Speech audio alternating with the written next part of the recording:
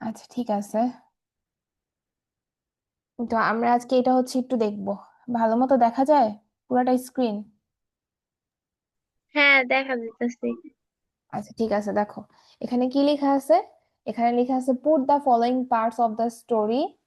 আচ্ছা, আচ্ছা এই যে উপরে দেখো কি লেখা আছে, put the following parts of the story in correct order to rewrite the whole story.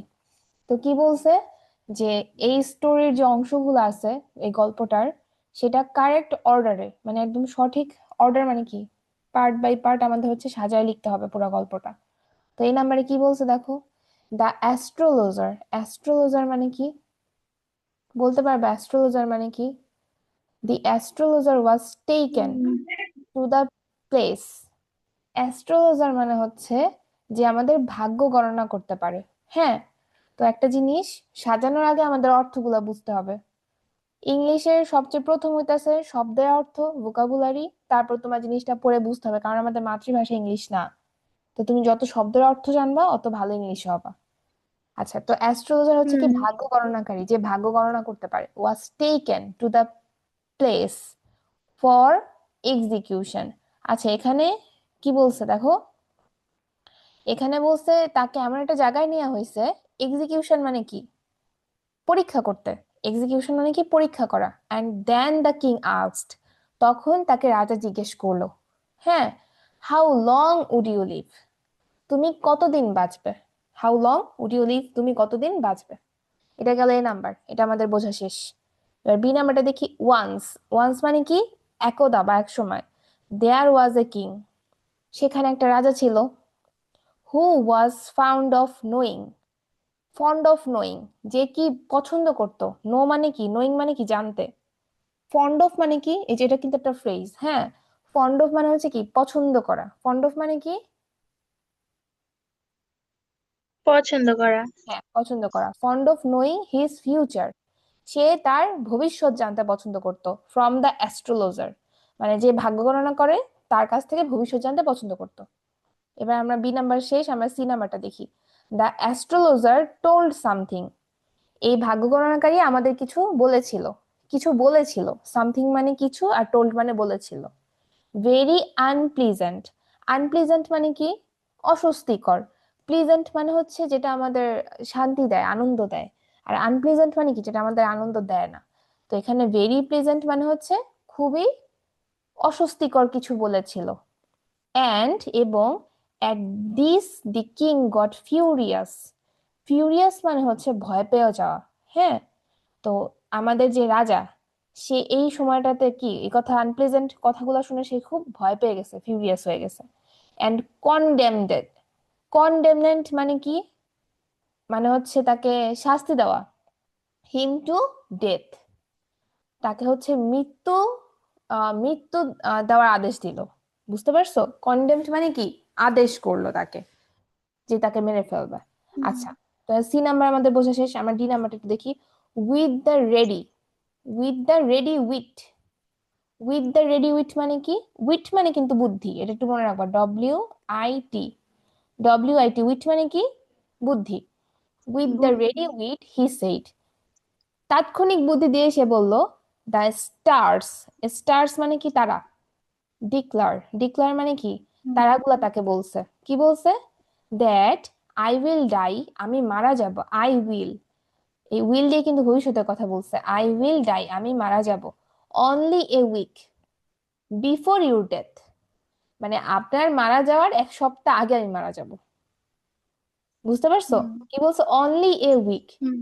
এক সপ্তাহ, মাত্র এক সপ্তাহ। অনলি মানে শুধুমাত্র, আর এই উইক মানে এক সপ্তাহ। বিফোর মানে আগে। হুম। ইয়োর ডেথ মানে আপনার মৃত্যুর এক সপ্তাহ আগে আমি মারা যাব। I shall wait. Hmm. I shall মানে কি? আমার উচিত। আই উইল ওয়েট, আমি অপেক্ষা করবো। বা আই শ্যাল ওয়েট মানে কি? আমার উচিত অপেক্ষা করা। To receive. Hmm. To receive your majesty, আপনার অনুগ্রহের জন্য। Where you have been sending me, যেখানে আপনি আমাকে পাঠাচ্ছেন বা পাঠাবেন। তারপর দেখো এখানে কি হুম। বলছে, ই নাম্বারটা বলছে। At this the king turned পেল। পেল মানে কি জানো?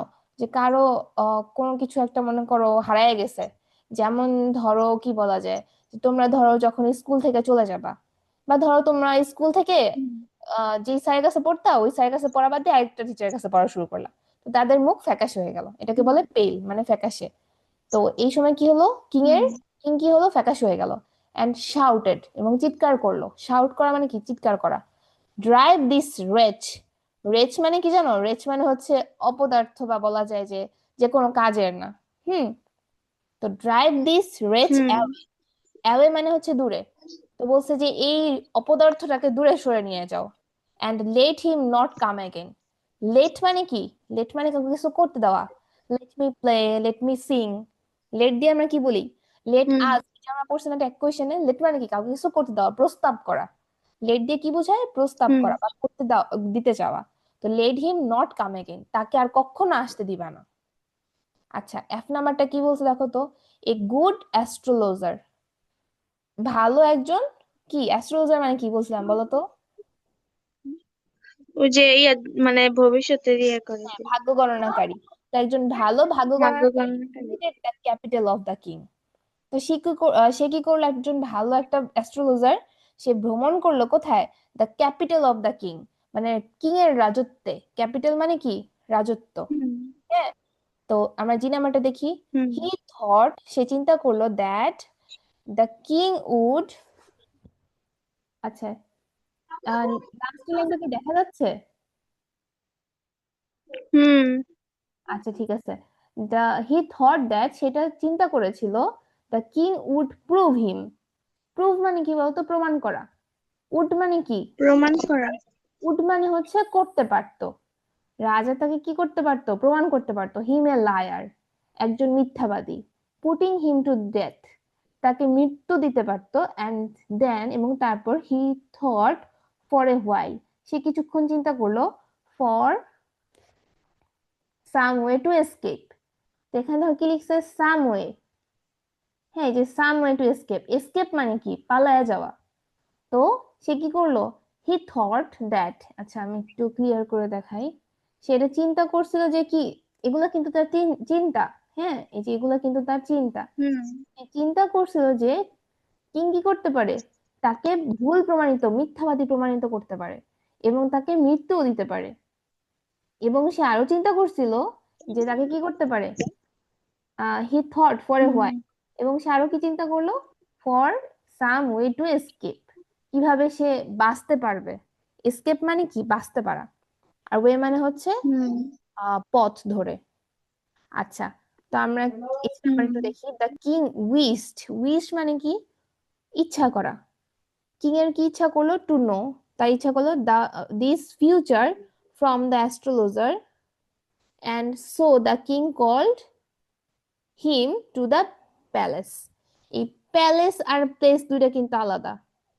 দেখো আমি একটু বলি, সে সেটা কি বলছে। প্লেস মানে না জায়গা। হ্যাঁ, আর প্যালেস মানে কি বলতো? জানি না।